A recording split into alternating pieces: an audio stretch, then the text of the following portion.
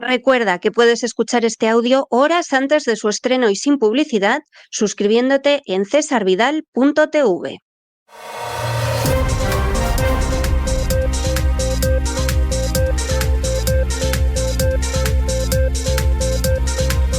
Las noticias del día. Estamos de regreso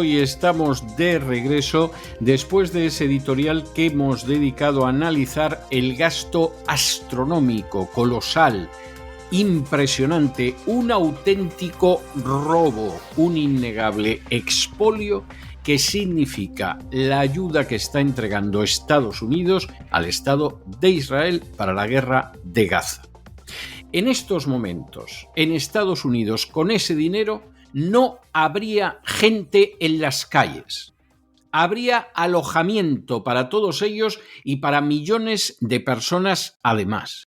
En estos momentos, con ese dinero en Estados Unidos, se podría becar en la universidad a 10 millones de estudiantes, se dice pronto. En estos momentos, con ese dinero, en Estados Unidos se podría alimentar durante años a gente que está por debajo del umbral de la pobreza.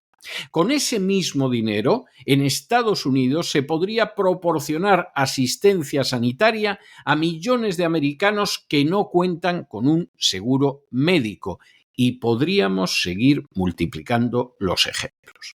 Estados Unidos está pagando la guerra de Gaza, una guerra que la Organización de Naciones Unidas ha calificado como una guerra que entra en 4 de los 5 supuestos legales de genocidio, la está pagando con la salud de sus ciudadanos, la está pagando con la falta de educación de sus ciudadanos, la está pagando con el hecho de que haya millones de ciudadanos por debajo del umbral de la pobreza, la está pagando con la falta de asistencia médica de millones de ciudadanos. Y esa es una realidad que no se puede ocultar. Claro, no sorprende que Netanyahu haya pasado por aquí para que le digan lo que tiene que hacer a fin de lavar el cerebro más a los ciudadanos americanos, a fin de controlar las redes sociales y de hacerlo no en beneficio de Estados Unidos, sino de sus psicopáticos planes imperiales. Y esa es una realidad. Y ese es el elefante en la habitación en Estados Unidos. Ni siquiera los demócratas y los republicanos enfrentándose, ni siquiera en un momento determinado la ideología woke. No, aquí el elefante en la habitación es el coste inmenso que implican para centenares de millones de ciudadanos americanos los lobbies sionistas y, por supuesto, sus correas de transmisión en el mundo financiero, en el mundo político, en el mundo mediático y hasta en el mundo del espectáculo. Ese es el gran elefante en la habitación. Y si alguno se cree que no es así, que recuerde que la AIPAC ha pagado las campañas electorales del 100% de los miembros del Congreso, del Senado, y de más del 90% de los miembros del Congreso. Y a partir de ahí, pues a lo mejor te enteras de lo que es este país. Y para quién se legisla, y para quién se gobierna, y para quién se censura, y para quién se recoge el dinero de los ciudadanos americanos. Y esto es así, y estos son hechos objetivos, y esto no tiene vuelta de hoja.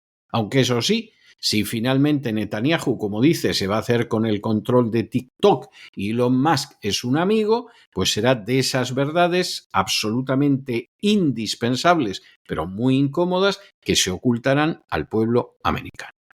Claro, alguno dirá, pues evidentemente esto a Israel le hace un bien. Pues no, tampoco. Porque a Israel lo han acostumbrado a vivir del primo de zumosol. Y a Israel lo han acostumbrado a hacer lo que quiera como un niño malcriado que finalmente no se enfrenta con la realidad. Y el resultado es que Israel va a pasos agigantados hacia una dictadura de Netanyahu. Y esto es evidente. A pasos agigantados hacia conflictos interminables para evitar que un corrupto como Netanyahu acabe en prisión. Y a pasos agigantados de decenas de miles de personas que se van todos los años del Estado de Israel porque evidentemente aquello no es ni de lejos lo que les prometieron en su día o En cualquiera de los casos no ven futuro para ellos o para sus hijos en el Estado de Israel. Y esta es la realidad y no sirve cerrar los ojos ante ella. De eso hablábamos en nuestro editorial y ahora tenemos que entrar en nuestro boletín. Y por supuesto, entramos como siempre por el segmento de España, porque este sábado Begoña, la esposa del presidente del gobierno, no se presentó ante el juez. Dicho sea de paso, seguramente muchos alegarán, y no les falta razón, tenemos que adelantárselo, que es que el sábado no es día hábil en los juzgados. Y evidentemente, si el juez pretende convertirlo en día hábil, pues es algo bastante discutible. Sea la esposa del presidente del gobierno, les caiga a ustedes bien o mal la esposa del presidente del gobierno o lo que sea. El juez Peinado, mientras tanto, ha ordenado al Instituto de Empresa entregar todos los emails entre Cristina Álvarez, que era asesora de Begoña Gómez en Moncloa, y la institución. Por eso, de que hay indicios más que razonables de que Cristina Álvarez estaba contratada con dinero público, pero luego le servía de secretaria a Begoña Gómez. Cosa, dicho sea de paso, que no sé a quién le puede sorprender a estas alturas. Porque a ver si la gente no sabe que en el organigrama de los partidos políticos hay docenas de personas a las que se paga con fondos públicos para trabajar para el partido. Esto podrá ser una corruptela, podrá ser una vergüenza, pero evidentemente no es nada que sea sorprendente ni que sea nuevo. Es más, como empiecen a tirar de hijos, de hijas, de queridas, de queridos, etcétera, etcétera, bueno, vamos a ver, llenan un listín telefónico de los de antes. Esa es la historia que hay. Y a todo esto añadan ustedes que finalmente se ha confirmado que Begoña Gómez dispone de un pasaporte diplomático, bueno, lo cual no crean ustedes que es tan irregular como podría parecer a primera vista, pero sí lo es el que haya utilizado aviones Falcon para viajes privados, lo cual podría ser un caso claro de malversación. Y, por supuesto, añadan ustedes al hermano del presidente, a David Sánchez, que parece como el aloe vera. Cuanto más se le investigan, más aparecen cosas nuevas. Ahora resulta que ocultó su residencia en Moncloa, apagando las comunicaciones durante meses y utilizando teléfonos a nombre de terceros. Hay quien dice, con evidente optimismo de no conocer lo que es la agencia tributaria, una cueva de ladrones cuyos peores especímenes son los buscabonus, que aquí puede haber fraude fiscal. Bueno, teóricamente podría haber fraude fiscal, pero ¿ven ustedes a los buscabonus investigando a David Sánchez para que pueda ir a la cárcel?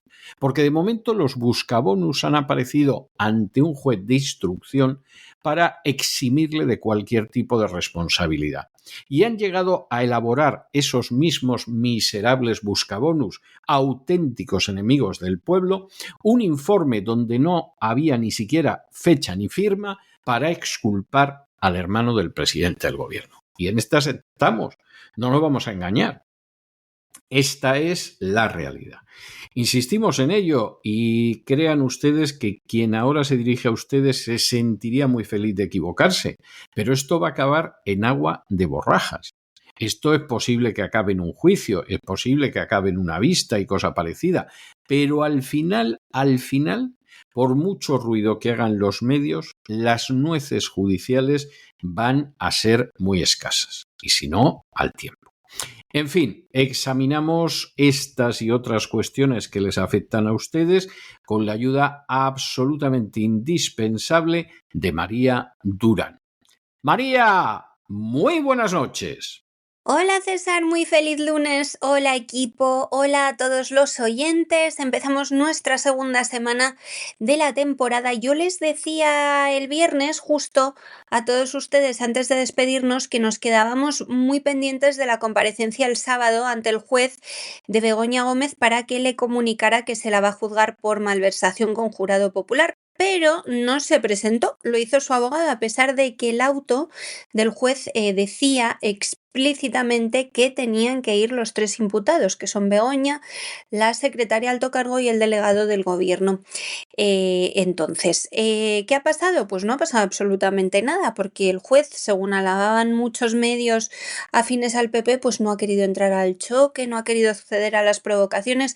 El juez, desde el momento en que, estando ella citada, no se presentó, la podía haber mandado detener. Por supuesto, no lo ha hecho, porque los jueces, pues bueno, sin ánimo de generalizar, porque hay de todo, como en la viña del Señor, pero son un sector un poco como el de los políticos o el de los periodistas, ¿no? Hay más malo que bueno, y desde luego no se nos trata a todos igual nunca. Es imposible pensarlo después de ver que Begoña se fuma un pitillo o una orden de presentarse, mientras los demás es que no podríamos ni hacer el amago. Vamos, antes de que eran las 6 de la tarde, que era su hora, estábamos ya esposados y ante su señoría. Sí fue su abogado. Novedades de hoy: el juez Juan Carlos Peinado, el instructor de su causa, ha ordenado al Instituto de Empresa, el famoso IE, entregar a la mayor brevedad posible todos los correos electrónicos que mantuvo Begoña con Cristina Álvarez, su asesora en Moncloa. La medida busca esclarecer si esa trabajadora figuraba contratada por el Africa Center y dedicó en realidad su tiempo a gestionar asuntos privados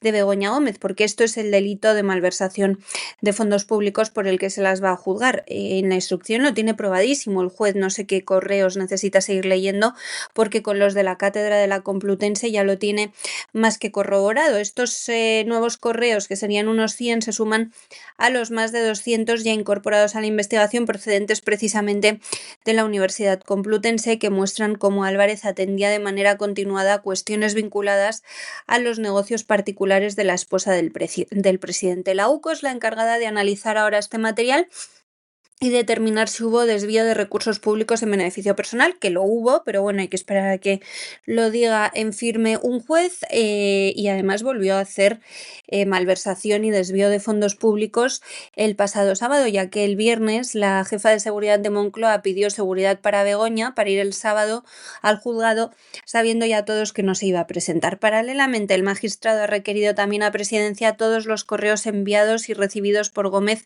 desde su cuenta de Moncloa. Esta diligencia la había recurrido la Fiscalía y también las defensas, aunque permanece pendiente de resolución.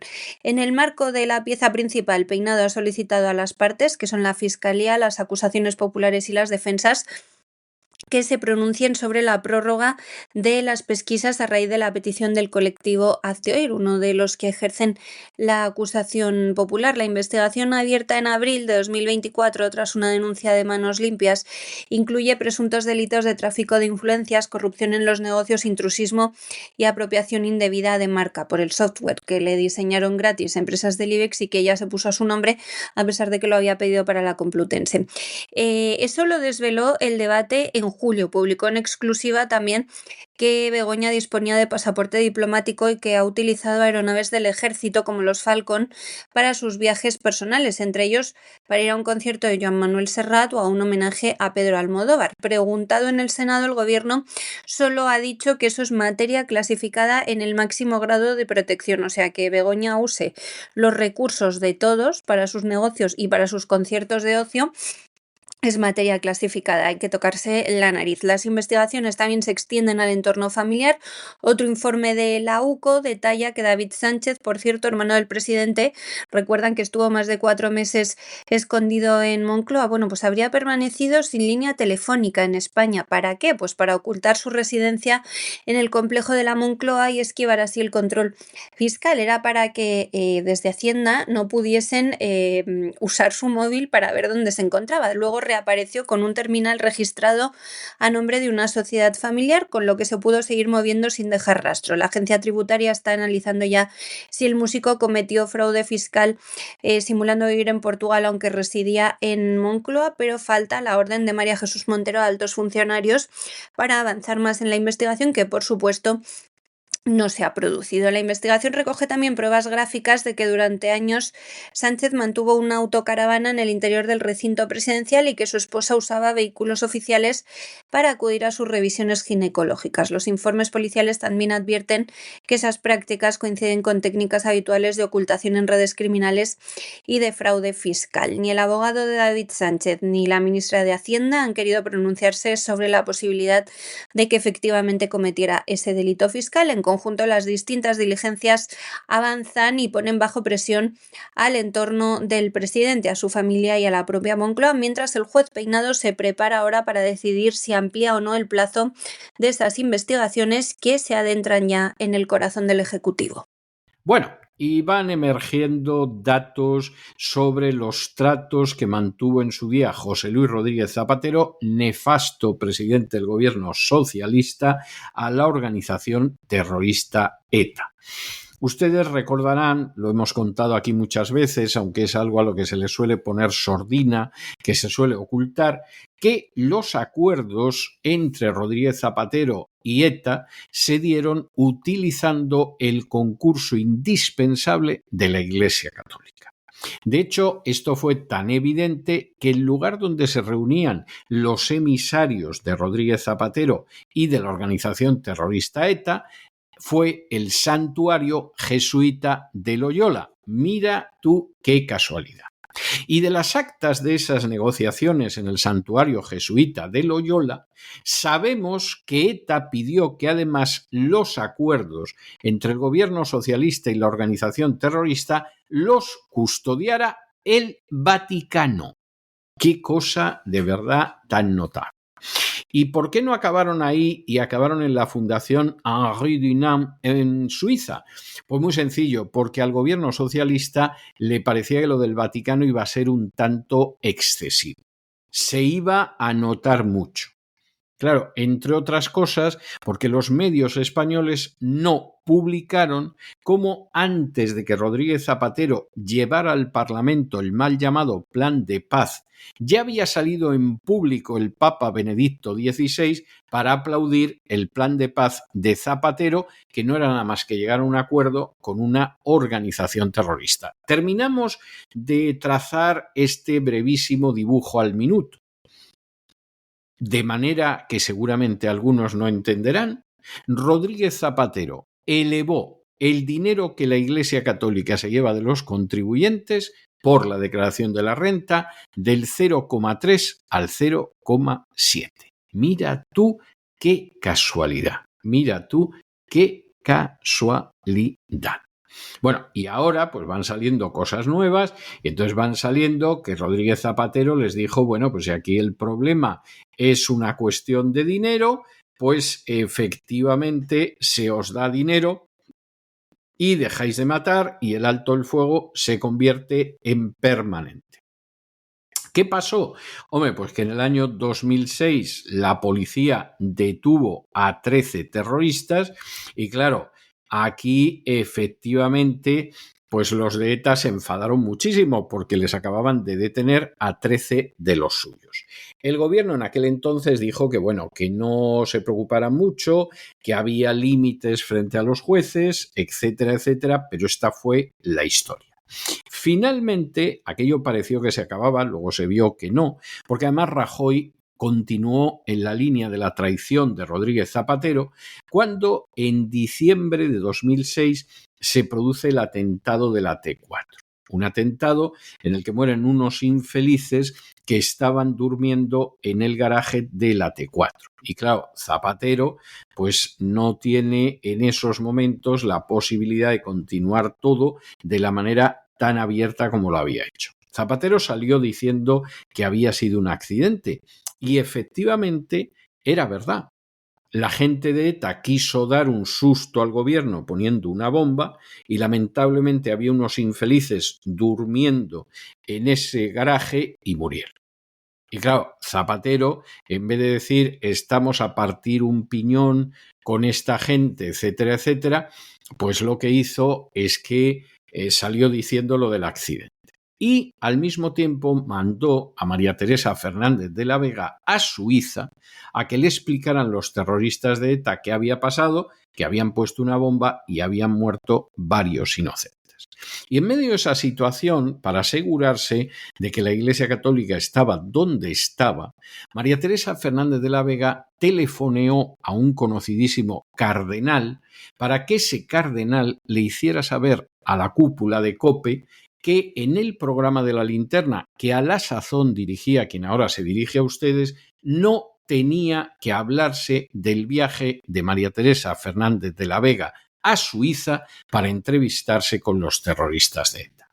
Y el que dirigía ese programa de la linterna a la sazón, es decir, un servidor de ustedes, comenzó esa noche la tertulia de análisis político hablando del viaje de María Teresa Fernández de la Vega a Suiza. Salen detalles, pero sinceramente, créanlo ustedes, hace 20 años que las líneas maestras de ese proceso de alta traición, quién colaboró en esa alta traición y quién la continuó, son conocidos. Si el pueblo español no ha pedido cuentas, pues peor para él. Y llevamos todo el fin de semana, César, con un asunto muy interesante que nos lleva algo así como 20 años atrás en el tiempo, a una de las épocas recientes más oscuras. The Objective ha accedido a parte de las negociaciones de Zapatero durante su presidencia en las que se produjo la rendición del Estado ante ETA. Ahora sabemos que el cese de la violencia venía dado en realidad porque el entonces presidente ofreció dinero a los asesinos. Sí, José Luis Rodríguez Zapatero ofreció dinero a ETA a través de una organización internacional si abandonaba el terrorismo. Así lo recogen las actas internas de la banda que han sido incautadas al dirigente etarra Francisco Javier López Peña, Thierry, lo fueron en 2008, pero han permanecido ocultas hasta ahora, por lo menos ocultas no porque la policía las tenía, pero sin publicar. Estas detallan con precisión reuniones celebradas en 2005, 2006 en Ginebra y Oslo con el centro Henri Dunant como mediador. En esos documentos, elaborados por los propios etarras y redactados a manera de acta notarial, ya saben que ETA siempre hace actas de todas sus reuniones políticas, se las firmaba el mediador Lau y queda descrito un proceso de contactos que desembocó en el alto el fuego permanente de marzo de 2026, aunque naufragó unos meses después cuando ETA decidió atentar en la T4. Las actas usaban claves. A José Luis Rodríguez Zapatero incluso le ponían nombre en clave, como un etarra más, lo llamaban Gorburu. No sé por qué no lo llamaban, por ejemplo, Chapote II, porque desde luego se merecía eso y más. La E identificaba a la delegación de ETA, la G a los emisarios del gobierno, con Jesús Eguiguren como interlocutor principal y tras la tregua con José Manuel Gómez Benítez, EO y GO designaban a la organización y el ejecutivo, la abreviatura EPPEH se refería a los presos y a su eventual acercamiento, y en esas reuniones preparatorias de 2005 el gobierno le pidió a la banda terrorista una formulación más contundente que las treguas trampa de los 90 y dejaba negro sobre blanco una declaración en 4 párrafos que Zapatero pronunció casi literalmente el 29 de junio de 2006 en el Congreso para autorizar los contactos. O sea, ETA le escribió a Zapatero lo que tenía que decir en el Congreso. Sobre la mesa, varios procesos en paralelo. De hecho, hubo varias mesas políticas para la Comunidad Vasca y Navarra y hubo también una negociación técnica entre el gobierno y ETA sobre desmilitarización, presos, exiliados, víctimas y otros asuntos. Si el proceso avanzaba, ETA se comprometía a mostrar su firme voluntad de llegar al cese definitivo como había hecho el IRA muy poquito antes, en 2005. Ese clima se quebró en junio de 2006 porque se detuvo a 13 miembros de la red de extorsión. ETA forzó una reunión de urgencia en Ginebra con el gobierno y según las notas de la banda, Eguiguren admitió que aquello había sido un accidente grave derivado de causas judiciales previas y reconocía que lo habían intentado pero no habían podido pararlo cuando se le planteó evitar detenciones. O sea, el gobierno Zapatero intentaba que la policía no detuviera a asesinos y a terroristas porque estaba negociando con ETA y cuando no podía impedirlo le pedía perdón a la banda y le decía que había sido un accidente. No me digan que no es de lo más tremendo que hemos podido llegar a leer, y eso que hemos leído muchas cosas muy horribles. Bueno, le decía a Eguiguren que habían intentado que no se llevaran a cabo las detenciones. La parte etarra interpretó esa operación como continuidad represiva, se quejó de filtraciones y del discurso público que había mencionado la debilidad de ETA o que había dicho que la paz no tendría precio político, cosa que sentó muy mal a los terroristas. Colocaban entonces sobre la mesa un listado de garantías rotas, lo que consideraban que el gobierno había roto de lo pactado. El gobierno también les explicó que frente a los jueces su margen tenía un tope, que muchas actuaciones, esas detenciones venían de sumarios abiertos y les reclamaban frenar las cartas de extorsión así como la Kale Borroka. En ese marco, los enviados del gobierno deslizaron que sobre la financiación siempre se puede arreglar por medio de una organización internacional, oferta que las actas atribuyen a la parte gubernamental y que la banda recogió por escrito. O sea, a través de una ONG internacional, el gobierno de Zapatero les iba a pagar dinero por no seguir matando. El deterioro siguió en septiembre en 2 reuniones, el 26 y 28. ETA declaró que estaba congelado el proceso y exigió al gobierno como pasos inmediatos alivio para presos enfermos, o sea, que soltaran presos, que se soltaron, acercamiento a cárceles vascas y navarras y quitar literal, que sería la eliminación posterior de la doctrina Parot, que por cierto Rajoy mantuvo. Gómez Benítez respondió entonces que había muchas cosas fuera del control del Ejecutivo, pero aseguró que se minimizarían las detenciones y que se trabajaría para resolver rápidamente la huelga de hambre de Iñaki de Juana Chaos, que llegó a anticipar que el Tribunal Constitucional tumbaría Parot, algo que sucedió años después por sentencia de Estrasburgo, ¿no? Del Constitucional. Como gesto político, el entonces ministro del Interior, el fallecido y malísimo político y persona Alfredo Pérez Rubalcaba, iba a impulsar una proposición. A cambio se pedía a ETA un comunicado que reafirmase su compromiso con el proceso. Ese Rubalcaba era el de nos merecemos un gobierno que no nos mienta. Las actas retrataban esos choques constantes porque ETA reprochaba al gobierno haber vaciado de contenido político la negociación y decían que usaban la presión. Les advirtieron entonces que con una vía técnica, o sea que de no hacerles concesiones políticas, les tendrían enfrente otros 40 años. Es decir, si no les daban lo que pedían políticamente, iban a seguir matando 40 años.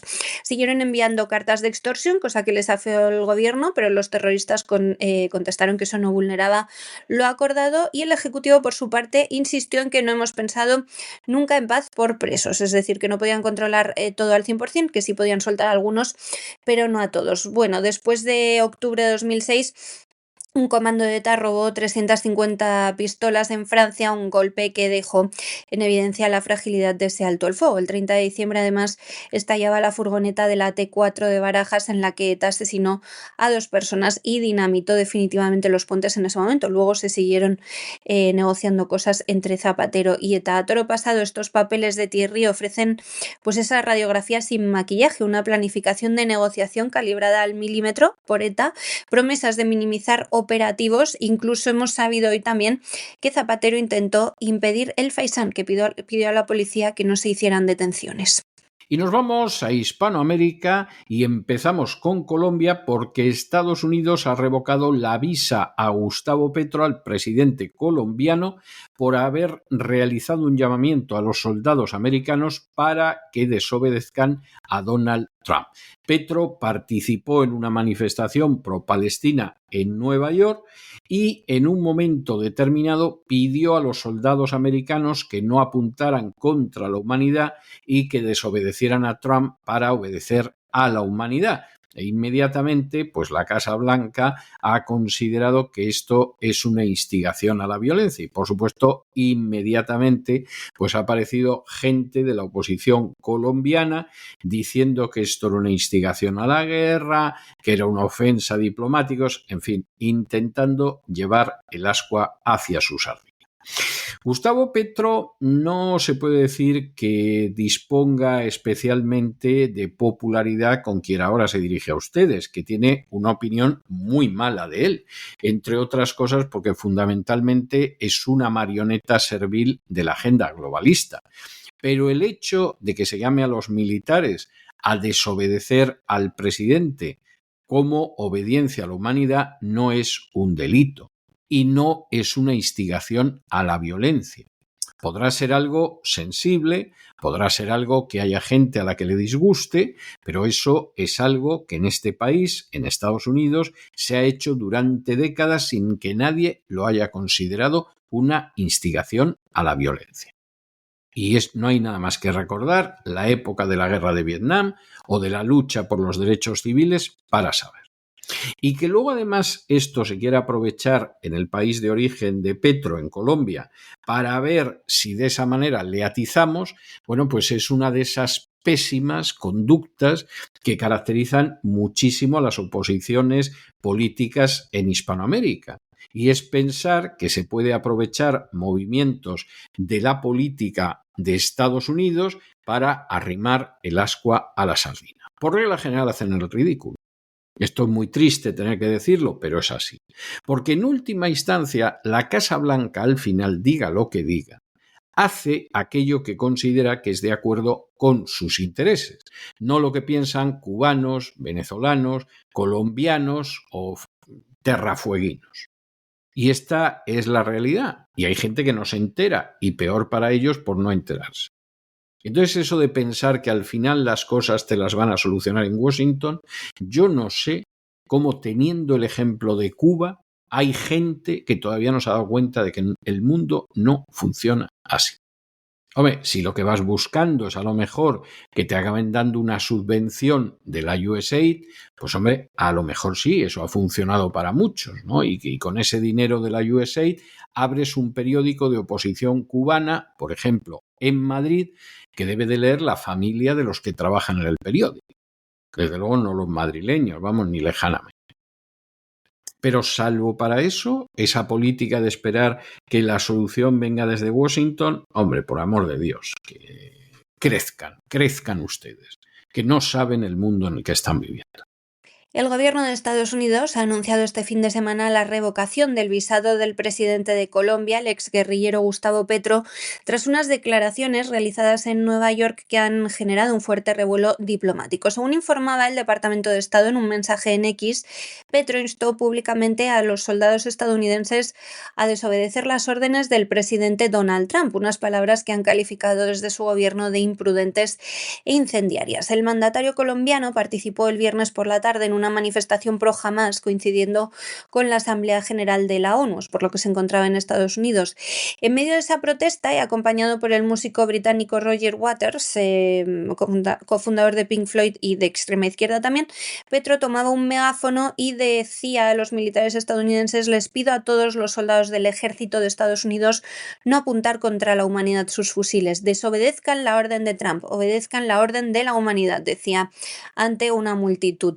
Las declaraciones tuvieron repercusión inmediata. El Departamento de Estado las interpretó como un llamamiento a la insubordinación y a la violencia, motivo por el cual decidió retirarle el visado. Es una medida sin precedentes en la relación bilateral reciente y marca un nuevo capítulo de tensión entre Bogotá y Washington. En Colombia, la senadora opositora Paola Holguín, del Partido Centro Democrático, anunciaba también en las últimas horas que presentará una denuncia contra Petro. Lo acusa de abuso de autoridad, instigación a la guerra y ofensas a diplomáticos. Decía, frente a la actitud pendenciera del presidente Gustavo Petro contra el gobierno de Estados Unidos, interpondré denuncia. Holguín además lanzaba duras críticas al exnarco guerrillero por lo que considera una falta de responsabilidad institucional. Parece no entender que como presidente, jefe de Estado, jefe de gobierno y suprema autoridad administrativa, sus declaraciones tienen implicaciones directas para el país. Mientras se preocupa por supuestamente liberar otras naciones, la criminalidad tiene bajo acecho a Colombia. Debería empezar por liberar regiones como Catatumbo, el Cauca, Arauca, el sur de Bolívar o el sur de Meta, añadía. Este episodio llega en un momento en que Petro busca proyectarse como un líder internacional con un discurso alineado con las causas globalistas, con el que busca una continuidad política muy improbable. Y de Colombia nos vamos a Argentina, donde en las últimas horas se está viviendo una auténtica conmoción social, porque 3 muchachas, 2 de ellas de 20 años y otra de tan solo 15, recibieron una oferta de dinero a cambio de trabajo sexual. Las 3 jóvenes la aceptaron, fueron llevadas a una vivienda situada a las afueras de Buenos Aires y allí se vieron convertidas en víctimas de torturas salvajes antes de ser asesinadas. Esto es algo verdaderamente espantoso, esto es algo odioso, pero lo que ha causado una indignación mayor en todo esto es que los crímenes se retransmitieron en una transmisión privada por Instagram. Y aquí parece que hubo 45 personas que vieron las torturas y el asesinato de las 3 jóvenes. La investigación hasta ahora apunta a un ajuste de cuentas de los narcos. Una de las víctimas supuestamente habría robado un pequeño paquete de droga y la organización de narcotraficantes decidió vengarse de ellas. Y esto realmente es algo escalofriante. No hace falta que les digamos que la población argentina está muy conmocionada, no porque no existan casos de violencia grave, sino porque este tipo de violencia tan espectacular, en el peor sentido del término, es algo que no se da en el caso de Argentina habitualmente.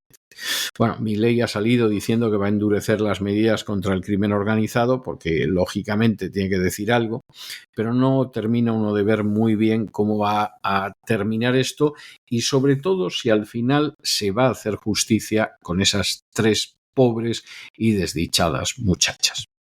Y tremenda la noticia que les voy a acercar desde Argentina. El viernes ya se habían producido los asesinatos. Se había hablado de 3 asesinatos de 3 jóvenes que entonces, pues según se daba a entender en las redes sociales, serán algo así como novias de narcos. Lo que pasa es que a lo largo del fin de semana hemos ido conociendo detalles y esto pasa de un mero suceso, sino que se trata de un acto de terrorismo del narco muy, muy grave. Y es la tortura y asesinato de 3 jóvenes mujeres en Argentina, que ya era de por sí una tragedia estremecedora, como les decía, pero lo que ha generado mayor conmoción, lo que sabíamos ayer, es que los narcotraficantes acusados de cometer su crimen retransmitieron en directo esta brutalidad a través de redes sociales, en concreto, según las autoridades, a través de Instagram. Este hecho ha desatado una ola de indignación en un país que, aunque conoce la violencia vinculada al narcotráfico, nunca había presenciado un acto de tal crudeza dentro de sus fronteras. Las víctimas son Brenda del Castillo, de 20 años, Morena Verdi, también de 20 años, y Lara Gutiérrez,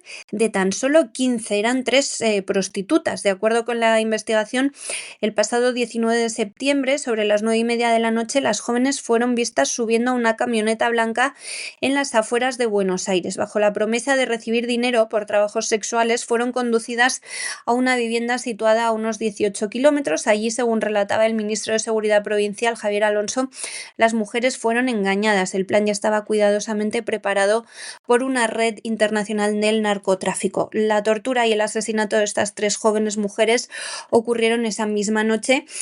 Lo más perturbador, como les decía, que los agresores transmitieron este calvario en una sesión privada de Instagram a la que accedieron unas 45 personas. 45 personas estaban mirando cómo se asesinaba a 3 mujeres en directo. Las autoridades no han querido revelar detalles explícitos, pero sí han aclarado que fue un mensaje de venganza. Una de las víctimas habría robado un pequeño paquete de droga a esta organización y el crimen fue concebido como un ajuste de cuentas. Todo da cuenta de una venganza narco, resumía Alonso ante los periodistas. Los cuerpos de las 3 jóvenes fueron encontrados días después, envueltos en bolsas de plástico y abandonados en un jardín. Hasta ahora la policía ha detenido a 4 personas, aunque no descartan la participación de más implicados. La magnitud del caso ha puesto en evidencia la creciente penetración de las mafias internacionales en Argentina, también en Europa. Pero bueno, en este caso ha quedado de manifiesto en Argentina un problema que nos enseña cómo se ha convertido en una ruta estratégica para el traslado de cocaína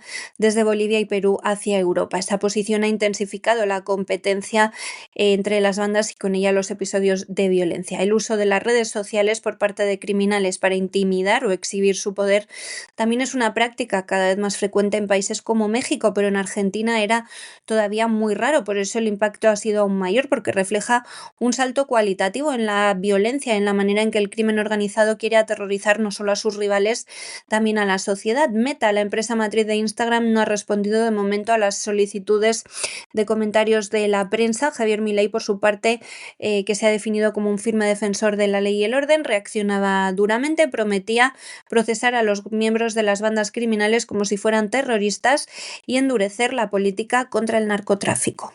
Y nos vamos de Hispanoamérica al segmento que dedicamos a la información internacional, porque Donald Trump se ha descolgado hablando de un plan de 21 puntos para acabar con la guerra de Gaza, que, bueno, está a nada de cumplir 2 años. Como paseo militar, para 2 años ya está bien, ¿eh? Esto no es un paseo, esto es la larga marcha. Esto iba a acabar en 4 días, iban a inundar los túneles, iban a matar a todos los de Hamás, iban a rescatar a los rehenes. Nada de nada. Y Netanyahu era el primero que lo sabía. Pasa que, claro, uno no quiere ir a la cárcel por ser un corrupto durante años, como es el caso de Netanyahu y de su mujer, y entonces, pues si tenemos que ir a una guerra y matar a decenas de miles de inocentes, pues se hace, hombre, se hace. Si todos sabemos lo que es Netanyahu, que es de lo más despreciable que ha existido, no en la historia reciente, sino en la historia de la humanidad. Se produce un nuevo encuentro de Donald Trump y Netanyahu. Y Donald Trump, entre otras cosas, es consciente de que el movimiento MAGA, entre otras razones para cuartearse, tiene la ingente cantidad de dinero que se le está entregando al Estado de Israel para esta guerra. Y sabe que eso cada vez tiene más resistencia. Y por si fuera poco, el Partido Demócrata está casi en modo pánico, viendo cómo los votantes de menos de 40 años son contrarios al Estado de Israel. Eso en el Partido Demócrata, que recoge más del 80% del voto judío en Estados Unidos, que se dice pronto. De manera que están aterrados y sembrando la idea de que la culpa no la tiene el Estado de Israel, la tiene Netanyahu. Y los republicanos, viendo que el movimiento MAGA se le están cayendo las escamas de los ojos y están empezando a ver cosas intolerables. Por ejemplo, cómo la política de este país la marca el Estado de Israel. Y en medio de esa situación, pues esto hay que acabarlo. ¿Y cuáles son los 21 puntos de Trump? Bueno, pues un alto el fuego ya, la liberación de los rehenes ya, y la creación de un gobierno transitorio en Gaza bajo supervisión internacional. Para terminarlo de arreglar, porque claro, aquí todo el mundo se ha puesto a reconocer a Palestina. Pedro Sánchez se presenta como el gran precursor. Cuando Pedro Sánchez reconoce a Palestina, la habían reconocido más de 1,5 de naciones, o sea, el precursor. Nada, en absoluto, pero claro, es que últimamente la han reconocido Francia y Gran Bretaña y Canadá y Australia y Portugal. Es decir, los países que no reconocen a Palestina ahora mismo casi se cuentan con los dedos de la mano y te quedan dedos.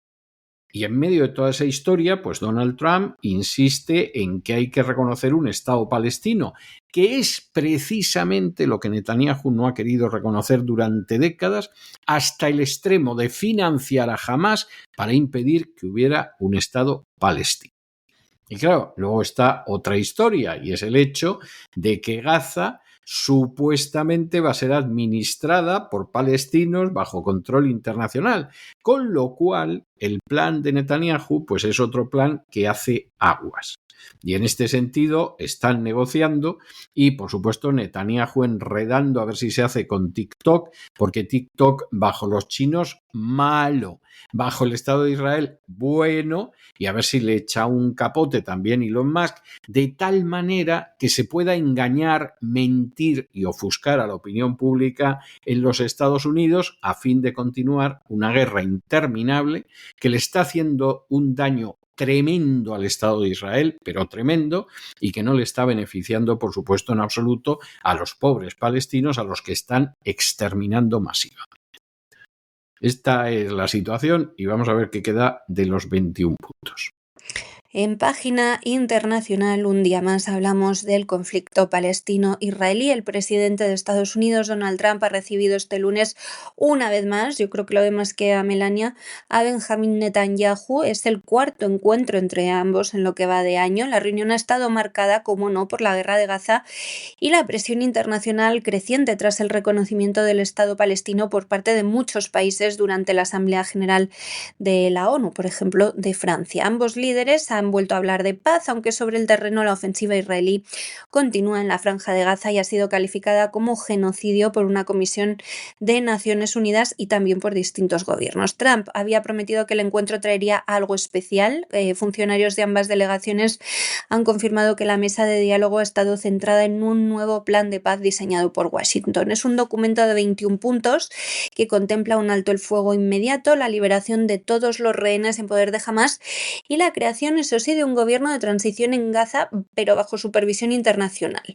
El plan propone también una vía hacia el reconocimiento de un Estado palestino, aunque a largo plazo, un punto que genera aquí las mayores reservas del gabinete israelí, las mayores fricciones también. Netanyahu llegaba a la Casa Blanca presionado por la comunidad internacional y sus propios socios de gobierno. Reconocía que mantiene conversaciones con Trump y su equipo para perfilar un acuerdo, aunque asegura que el texto no está cerrado. En una entrevista previa en Fox, el primer ministro había dicho que espera avanzar junto al presidente Trump en un documento que, aunque no definitivo, pueda marcar el futuro inmediato de Gaza y Cisjordania. El plan estadounidense ya fue compartido con varios países árabes y musulmanes durante la Asamblea General de la ONU. Entre esos 21 puntos principales están, por ejemplo, que Gaza debe convertirse en una zona desradicalizada y libre de terrorismo, que se urbanizará en beneficio de su población y que estará administrada temporalmente por un comité de tecnócratas palestinos, pero eso sí, supervisados internacionalmente. También contempla la llegada masiva de ayuda humanitaria distribuida por la ONU y la Media Luna Roja y la reconstrucción de infraestructuras críticas. Uno de los aspectos más sensibles es el futuro político de Gaza, porque Trump descarta un papel de Hamás en el gobierno, pero deja abierta la posibilidad de que la autoridad palestina asuma responsabilidades tras las reformas internas. Israel, sin embargo, se niega en rotundo a permitir que la autoridad palestina gestione la franja. La reunión, como no, ha concluido sin anuncio definitivo, aunque con el compromiso de Netanyahu de seguir trabajando en la propuesta. Trump la presenta como una oportunidad histórica para detener la guerra y sentar las bases de una paz duradera, pero Netanyahu reitera que cualquier avance debe garantizar la seguridad de Israel y excluir a Hamás del futuro político de Gaza. Con las espadas aún en alto, el nuevo plan abre un horizonte de negociación, aunque su viabilidad dependerá de la respuesta de las facciones palestinas y del grado de flexibilidad que muestre el gobierno israelí, que, basándonos en la experiencia, podemos suponer que será poco. Y acabamos nuestro boletín en Moldavia, porque Moldavia es uno de esos países que todavía no forma parte de la Unión Europea, pero al que von der Bruggen y demás capitostes de la Unión Europea ya le han impuesto unas condiciones de sumisión a la agenda globalista. Como en Moldavia podía ganar las elecciones un partido patriota que no estaba dispuesto a apoyar a Zelensky en Ucrania, que además piensa que no hay por qué llevarse mal con Rusia, y más después de todo el tiempo en que la historia de Moldavia ha sido una parte de la historia de Rusia, pues nada, impedimos que determinados partidos se presenten a las elecciones y de los partidos que quedan, pues acaba ganando las elecciones, en fin, por una mayoría importante, pero tampoco tan abrumadora, una formación que no es nada más que la formación sometida a la agenda globalista. Así de claro y así de sencillo. Ya saben ustedes que en el este de Europa la democracia no es un fruto que abunde mucho. Te intentan asesinar en un momento determinado al presidente de un país del este de Europa, le hacen la vida imposible al presidente de Hungría, en Rumanía te anulan las elecciones y en Moldavia pues impiden que se presenten determinados partidos. Y si ganara cualquier partido que no sea el que desea la agenda globalista, pues se repiten las elecciones hasta que den el resultado deseado. O sea, verdaderamente ejemplar. Y los resultados oficiales de las elecciones legislativas celebradas este domingo en Moldavia suponen una contundente victoria para el Partido de Acción y Solidaridad, el PAS, desde luego muy proeuropeo y de ideas globalistas. Liderado por la presidenta Maia Sandu y de orientación, como les decía, claramente proeuropea, con un 99% del escrutinio superado, el PAS obtenía un 49,95% de los votos, lo que le garantizaba 55 escaños de los 101 que conforman el Parlamento Nacional. Esa cifra le otorgaba, por tanto, la mayoría absoluta y aseguraba una legislatura estable, gobernable sin necesidad de alianzas, un hecho muy poco común en la política moldava reciente. En el segundo lugar se situaba el bloque electoral patriótico, el BEP, que agrupa a socialistas, comunistas y fuerzas rusófilas. Es una alianza extraña esta, con un 24,31% de los apoyos. Solo otras 3 formaciones minoritarias conseguían superar la barrera electoral del 5%, que es el mínimo exigido en Moldavia. Lo hacían la coalición alternativa con un 7,99%, el prorruso Partido Nuestro 6,22% y el también proeuropeo Partido Político Democracia en Casa, el PPDA, con un 5,63%. El panorama parlamentario resultante deja al PAS con margen suficiente para aprobar reformas clave sin necesidad de pactos con adversarios. La participación ciudadana fue del 52%, muy superior a anteriores comicios.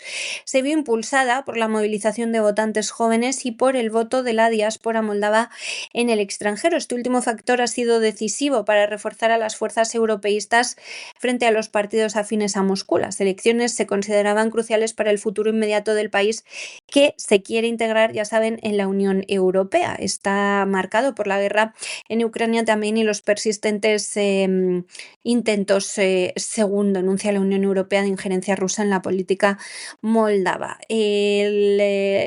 Las autoridades, como siempre sucede en estos casos, cuando ganan las fuerzas proeuropeas, denunciaban también operaciones de influencia impulsadas por Moscú, que habrían incluido la compra de votos y campañas de desinformación en redes sociales, pero sin más detalles todavía.